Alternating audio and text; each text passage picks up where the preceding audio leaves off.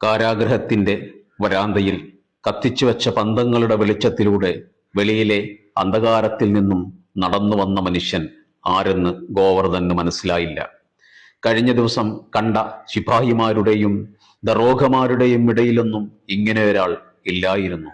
നീണ്ട തലമുടിയും അടുത്തു വരുംതോറും ഉജ്ജ്വലമായി കൊണ്ടിരിക്കുന്ന കണ്ണുകളുമുള്ള ആ മനുഷ്യനിൽ അയാളുടെ യൗവനത്തിന്റെ പ്രസരിപ്പിനും അപ്പുറം വർത്തിക്കുന്ന യതുതുല്യമായ എന്തോ ഉണ്ടായിരുന്നു. അയാൾ നടന്നു വന്നപ്പോൾ പാറാവുകാർ ഓരോരുത്തരായി എഴുന്നേറ്റു നിന്നു. വാതിൽക്കലെത്തിയപ്പോൾ അവിടുത്തെ കാവൽക്കാരൻ കുനിഞ്ഞു നിന്ന് കുറ്റി നീക്കി അത് മലർക്കെ തുറന്നിട്ടു. ഗോവർദ്ധൻ ഇപ്പോൾ കരയുന്നുണ്ടായിരുന്നില്ല. അയാളുടെ കണ്ണുകൾ ഉണങ്ങിയിരുന്നു.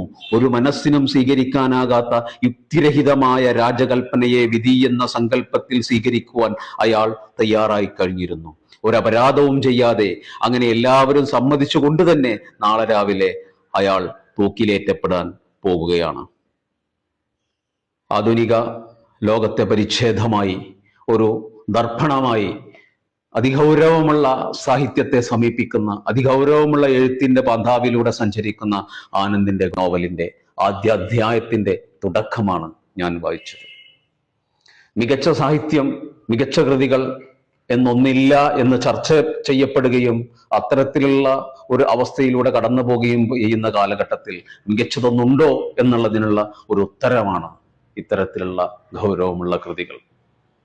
ഈയാമ്പാറ്റകളെപ്പോലെ ഒരു മഴയ്ക്ക് ശേഷം പൊടിഞ്ഞ് പൊങ്ങുകയും പിന്നീട് നൈമിഷികമായി അസ്തമിക്കുകയും ചെയ്യുന്ന നിരവധി കൃതികൾ, നിരവധി സാഹിത്യങ്ങൾ പലപ്പോഴും ലോകത്താകമാനം സംഭവിച്ചിട്ടുണ്ട്.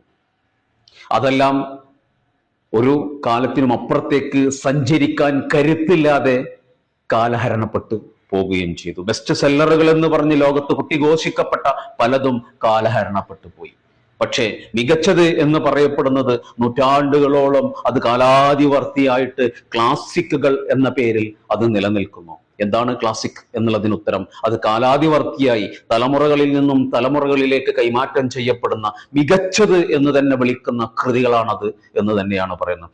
ഒരു വായനക്കാരന്റെ മാനസികാവസ്ഥ, അവന്റെ ചിന്താതലം, അവന്റെ മനനം ചെയ്യാനുള്ള കഴിവ്, ഇതിനൊക്കെ അനുസരിച്ചാണ് മികച്ച കൃതികൾ ഉണ്ടാകുന്നതും. അല്ലെങ്കിൽ ഓരോരുത്തർക്കും മികച്ചത് മറ്റു പലതായിരിക്കാം, ഒരാൾക്ക് മികച്ചത് മറ്റൊരാൾക്ക് മികച്ചതല്ലാതിരിക്കാം എന്നെല്ലാം പറയുമ്പോൾ അതിൻ്റെ അർത്ഥശൂന്യത നമ്മൾ മനസ്സിലാക്കേണ്ടിയിരിക്കുന്നു. കാരണം മികച്ചത് എന്ന് പറയുന്നത് ഭൂരിഭാഗം വായിച്ചത് കൊണ്ടോ ഒരുപാട് വിറ്റഴിക്കപ്പെട്ടത് കൊണ്ടോ അല്ലെങ്കിൽ ഇങ്ങനെ ഒരു ഭൗതികമായ ഒരു തലത്തിലുള്ള വ്യാവഹാരത്തിൽ നിന്നോ ഒന്നുമല്ല മികച്ചത് സംഭവിക്കുന്നത്. മികച്ചത് ആന്തരികമായ വിസ്ഫോടനങ്ങളെ മനുഷ്യനിലേക്ക് പകരാൻ കഴിയുന്ന കരുത്തുള്ള കൃതികളാണ് മികച്ചത് എന്ന് പറയുന്നത്. അത് അവനെ ഉറക്കം കെടുത്തും, അവനെ തലമുറകളിൽ നിന്നും തലമുറകളിലേക്ക് അത് കൊണ്ടുപോകും. അത്തരത്തിലുള്ള കൃതികൾ മികച്ചത് തന്നെയായി കാലാതിവർത്തിയായി നിലനിൽക്കുകയും ചെയ്യും. ഗോവർദ്ധന്റെ യാത്രകൾ മനുഷ്യന്റെ, സമകാലീനമായ മനുഷ്യന്റെ നേരെ പിടിച്ചൊരു കണ്ണാടി പോലെ ജ്വലിച്ചു നിൽക്കുന്ന ഒരു കൃതിയായിട്ട് മാറുന്നതും ഇതുകൊണ്ടാണ്.